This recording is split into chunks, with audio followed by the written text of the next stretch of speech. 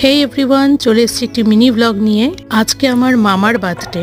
তো আমার মা ডিসাইড করলো দুপুরে মামাকে নিজের হাতে রান্না করে খাওয়াবে।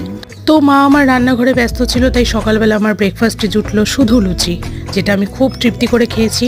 এরপর মেইন কোর্সগুলো দেখতে গেলাম, তো দেখলাম পায়েস রেডি হয়ে গেছে, 5 রকম ভাজা রেডি হয়ে গেছে, সঙ্গে আরও 2-3টে আইটেম রান্না হয়েছে।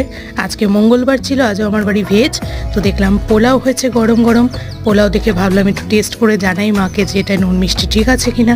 দেন ফাইনালি আমি প্লেটিং করলাম। দেখো এখানে আছে ভাত আর আছে পোলাও, সঙ্গে 5 রকম ভাজা, মোচার ঘন্ট, ছানার ডালনা, ধোকার ডালনা, পায়েস আছে, ওরে বাবা কত কি করেছে, চাটনি আছে, আম আছে, আর আর আর আচ্ছা স্যালাড আছে, ডাল আছে বলতে ভুলে গেছি, আর মিষ্টি।